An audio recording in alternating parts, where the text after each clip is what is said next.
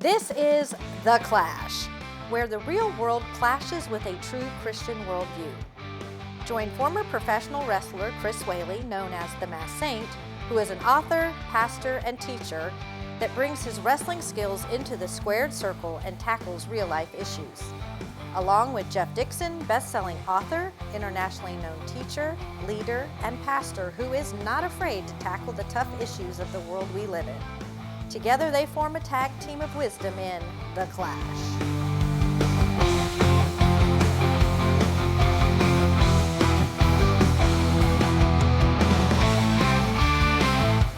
Hi, welcome. This is The Clash. My name is Jeff Dixon, and I'm with Chris Whaley. And once again, we're here taking real life and allowing it to clash into a Christian worldview. And hopefully when we're done, Chris, we give some folks some things to think about, maybe pray about, and hopefully make their life better. And we want to entertain, Right. Because that's who we are. Anyway, today though, this is an interesting episode, and you know, I've been worried about it because this is the worry episode, and I know that nobody out there just watching us has ever worried about anything. Oh, no.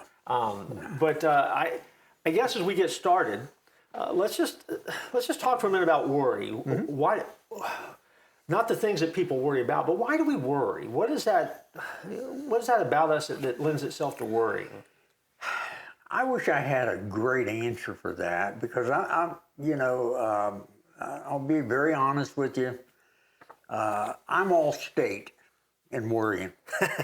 I mean, I do that, and it drives my wife crazy on some of the stupid things that I worry about. But I think the big thing is people worry about things that they can't control.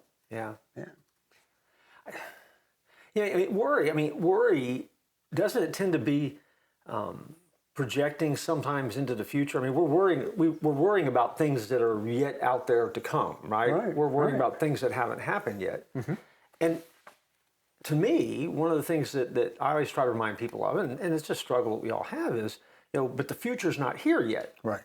And so as we worry, as we start thinking about things that could be, it really does let people spiral down a rabbit hole of just all of the what ifs and what could be's. And I think that sometimes that's really, I think it's destructive. Yeah. And, for us being pastors or Christians, it's not a good reflection on the Lord. Yeah.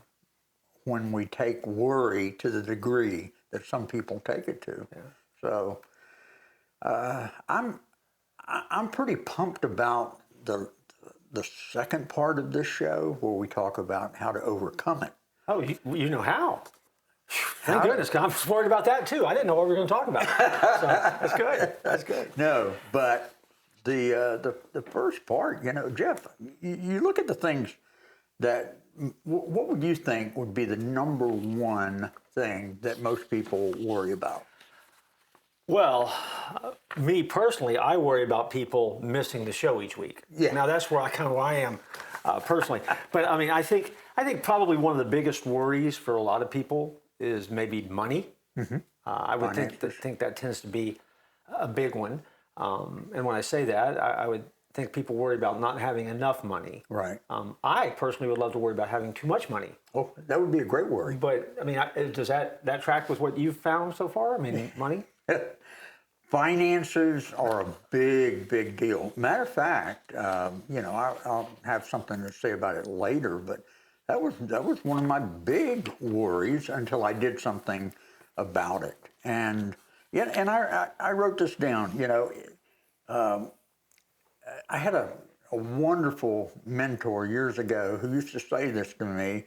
He said, "Chris, if what you're worried about were to happen, would it be the end of the world?"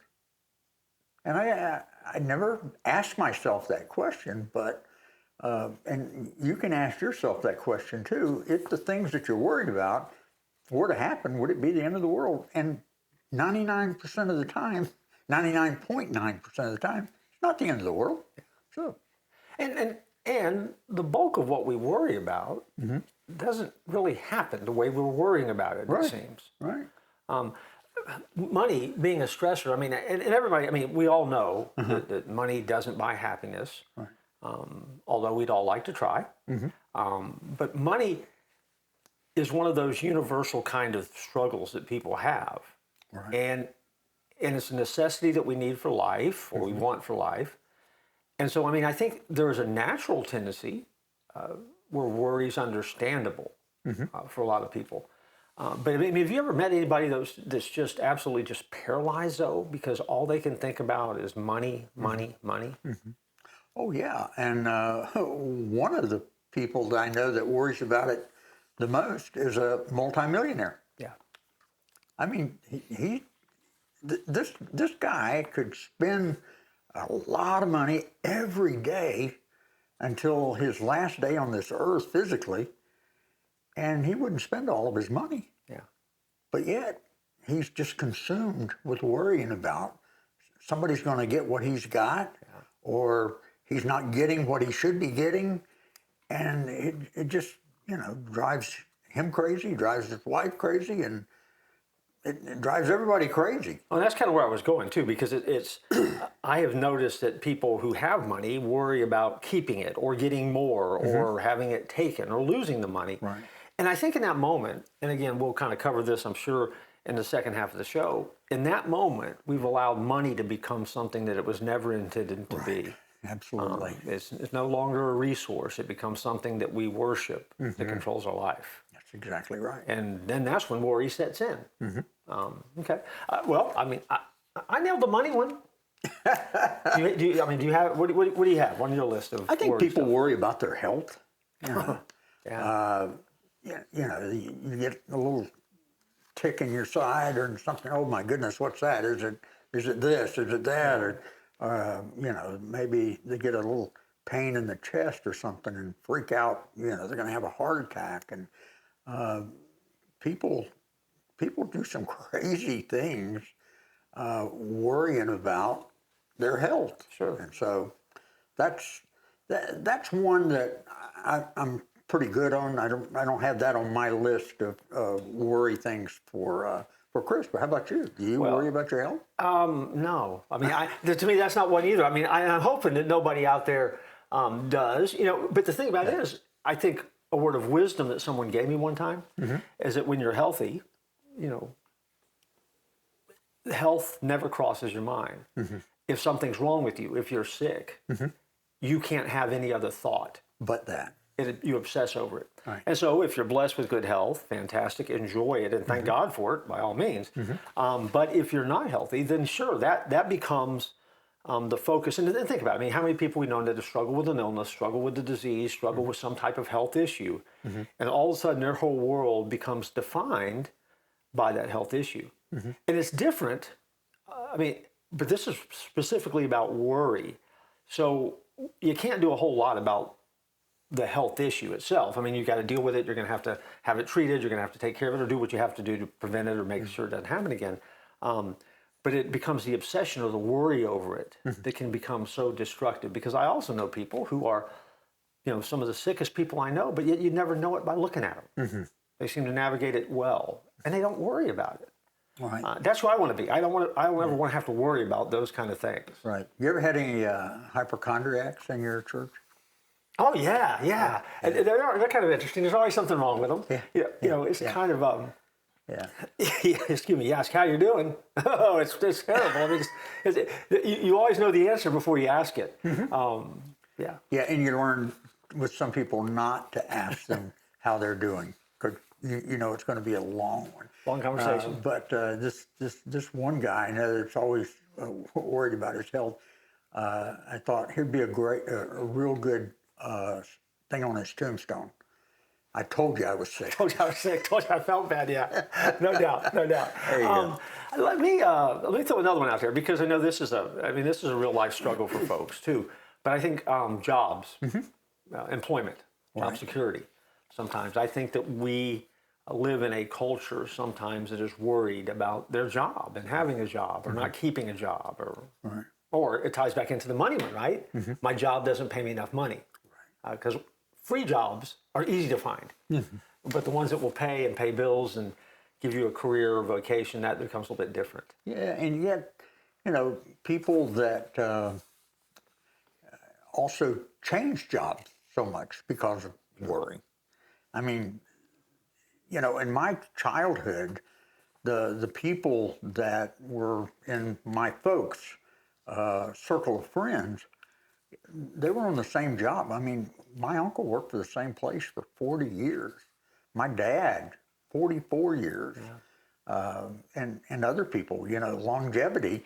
And now, I mean, people go through jobs one after another. And so it gives them a lot to worry about. Sure. I mean, and I think there is a lot to that. It is a generational thing. I think as the generation that our fathers and their fathers came through, I mean, they really did. They would work a job and they would become almost lifers at that job, and they would work at it a long, long time. When you stepped into ministry, you did ministry for a long, long time. I mean, that was a long, long stretch, a long run. I mean, I've been doing it a long time. But no, we have moved into an era where most times the degree that you might get in college, you don't ever use in your employment. And people change jobs frequently over the course of a lifetime. I forget the last time that I saw the stat for an adult, but they will change jobs somewhere between 6 and 7 times now over the course of their career. Well, that's very foreign to a lot of folks who might be watching who have been at the same job or retired from a job that you worked at for a number of years. But job security is tough. How about children? Worrying about children. They can stress you out. Yeah, I tend to worry more now about my grandchildren, the kind of world that we're going to give them. That one really makes me think a lot. Yeah. But I see people, as a pastor, they come to talk to me. I'm just worried about my son. He's not doing this, and he should be doing this, and what can I do? Or my daughter's seeing this guy, and I don't think he's a good guy, and it just drives me crazy. Kids, what do we do when we're going down that line and our children are not doing what we want them to do? Yeah. I mean, it's kind of funny because, I am a living, breathing example of the fact that I didn't know what I was doing when I had kids. I'd be the worst parent in the world. I was just kind of making it up as I went. But you know what? Most parents are. And yet we worry that we're not going to get it right. And here's what I've discovered that may be helpful for anybody out there is just simply that, when your parents were raising you, they didn't know what they were doing either. Now, whether you turned out all right, I guess there's that can be up for discussion. Whether I turned out all right, that can be up for discussion. But worry is certainly a part of that. Right. We need to take a break here. Okay. But before we do, I want to leave one thought, because we're going to come back and we're going to talk about how do you deal with worry and maybe some other stuff too. But when we begin to worry, what we're doing in some ways, I think, is we're making an assumption about the world. And the assumption we're making is that God no longer exists. Yeah. Because I tend to worry about things because I want to be in charge and I want them to run my way. Right. And yet, I think the message we're going to be talking about when we come back is that God tells us not to worry and that He's in charge. Exactly. And so we have to make a decision about that. Right. All right. We're going to come back. The class will continue. We're going to take this conversation and we'll join you again after the break.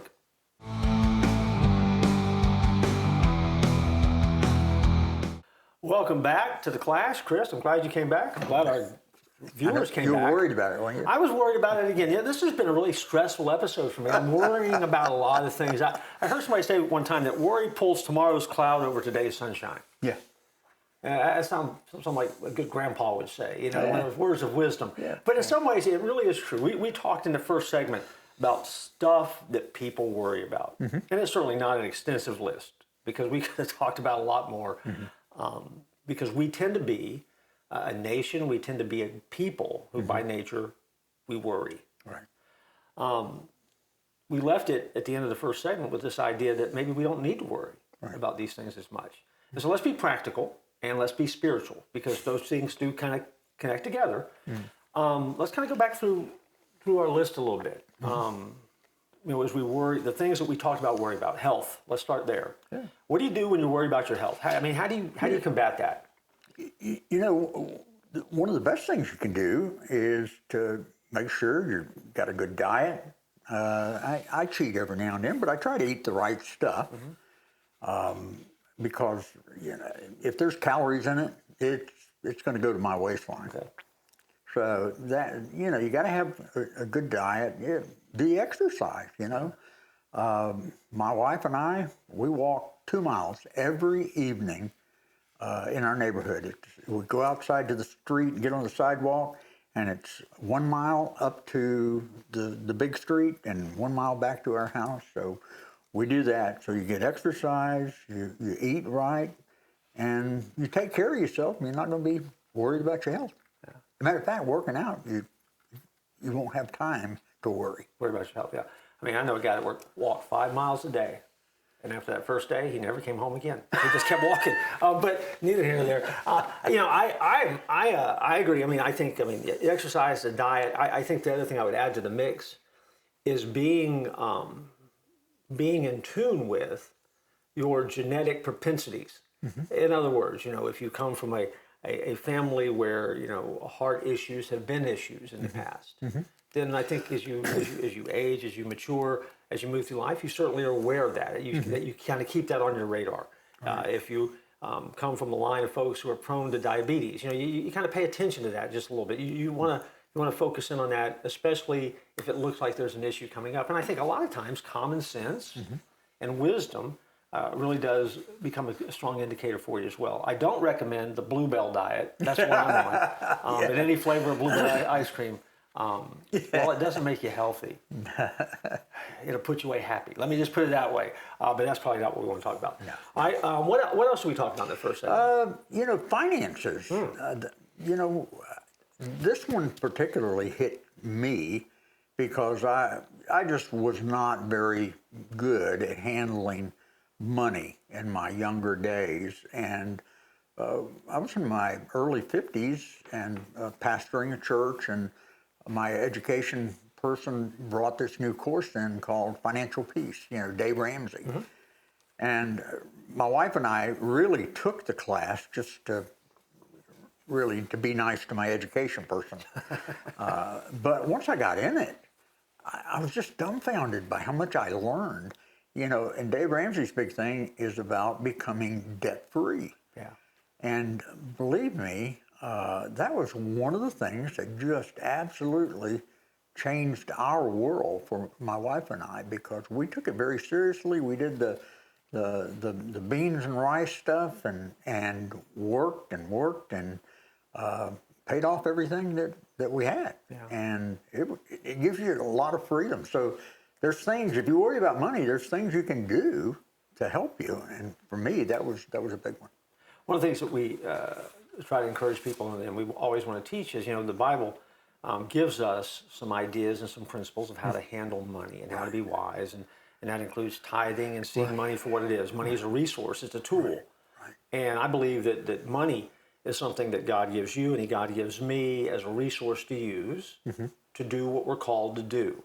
Right. And that really is why we have it.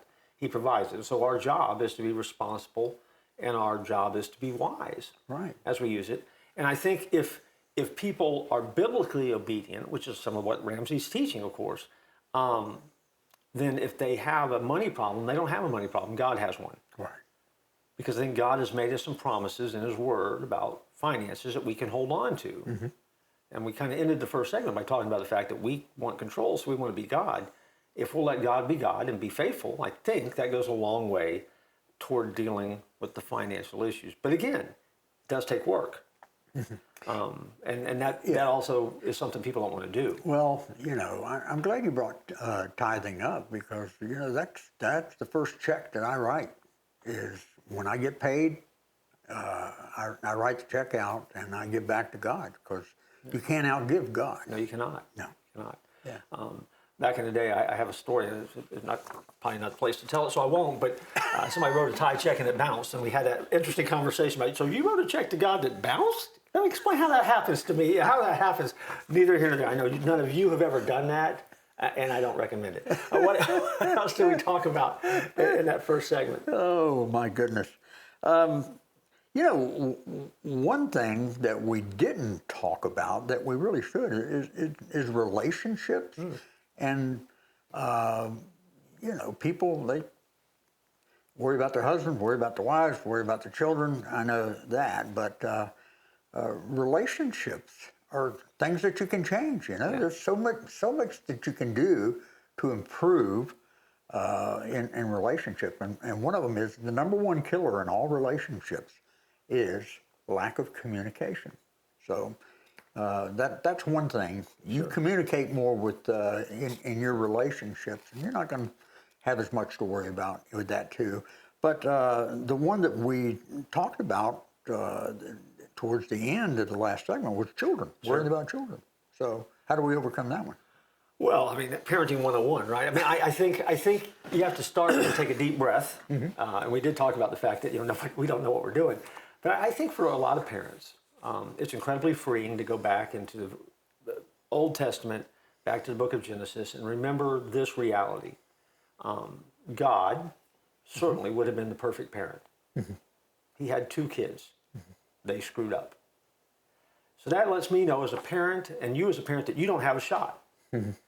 This whole thing of free will that our kids have is inevitably going to cause problems for them. They're going to make some bad choices, and they're going to do some things that we don't want them to do. And it's not a reflection on us or our parenting skills. It's more a reflection on the choices our kids make. Now, that's incredibly freeing for some parents. And so if you've ever felt like, you know, there's a lot of pressure on to do it well, you're off the hook. God understands. He has been where you are, and he's watched as his kids made mistakes, and he's watched as his kids have had to come back from those mistakes, and he kept loving his kids through those mistakes. And I think that also is an important part of this whole parenting journey. Is that you know, just like God loves us, you know, we're not perfect. Our kids aren't going to be perfect, and we're going to love them anyway. Why? We want them to be successful. I think parents make a greater mistake of trying to hover and control and manipulate their kids because they're so afraid of their kids making mistakes and embarrassing them, or not doing it right and reflecting badly on them, or they think their spiritual walk or whatever. I think we put a lot more pressure on ourselves than we need to. It's a tough job. And it's a full-time job, and it never ends. And you have adult kids, right? I had to do. I have two adult kids. I have 2 daughters. One's 45 and one's 42. They're going to love the fact that you just said their ages on a TV show. Oh, yeah, they're going to love that. I told him not to do that. He didn't listen to me. I promise I had nothing to do with that. But yeah, you have adult kids. I have adult daughters, and I'm not going to mention their ages. But I also have a middle school son. And, you know, I've discovered that for each child, at each journey, I have been a different kind of parent, maybe better. But each kid involves a little bit different parenting skill and style and touch that I think that sometimes we take for granted because we just want a formula that says this is how you be a good parent. Well, you know, there's a passage of scripture that I probably read it once a week, and that's Matthew chapter 6 and verses 25 through 34, where, you know, it's the passage on worry in the Bible. And it's amazing. Every time I read that, I usually get a little glimmer of newness from it. Something that I've always missed when I read it. I'll pick up on something. And I love the way it ends. I'm just going to kind of paraphrase it. Verse 34, it says, you know, don't borrow from tomorrow to worry about it today. Each day has enough trouble of its own. And that mentor that I told you about, who said, you know, if it were to happen, would it be the end of the world? He also used to say that, he said, Chris, you realize that probably 95, 96% of the things that we worry about never happen? And that's absolutely true. So, well, worry is kind of like a rocking chair, right? I mean, it gives you something to do, but you don't get anywhere. Right. So you just stay in place the whole time. It never moves forward. And I think I think too, Jesus is the ultimate voice in teaching us not to worry. I always go back to that passage where he's there in Mary and Martha and Lazarus' house, and Mary is sitting at his feet and wanting to learn, and Martha is buzzing around, and she gets upset, and she gets herself into this whirling mess of emotion. And Jesus basically has this moment where he says, Martha, Martha, you are worried about so many things. But Mary's chosen what's important. I think worry sometimes is one of Satan's greatest tools to get our focus off where it needs to be. Right. And if we're not careful, we become extremely good at worrying. And sometimes I fear that we may be better at worrying than we are at following God. Right. And I think that becomes that moment where we got to be really, really careful not to fall into that category. You like the passage on worry? Yeah, I do. I mean, you know, it puts things in perspective, right? I mean, because I like to be a forward-thinking guy. I like thinking about what's next. I'm always moving to what's next. But at the same time, for me, one of the lessons I've had to learn and struggle with is, you know, don't get so fast moving toward tomorrow and toward the future and worrying about getting it right that you miss the moments that you're in today. And I think that worry steals a lot of joy from our life, Right. and causes us not to just see each moment for what it is, enjoy it. You know, again, the passage says, tomorrow's got enough trouble of its own, right? I mean, there's always stuff to worry about. So if you're looking to worry, I'm looking to worry, our audience is looking to worry, you can find that. That's easy. But I think the decision not to worry and to give whatever it is to Jesus, I know that sounds hyper-spiritual, but that's kind of what gets it to today.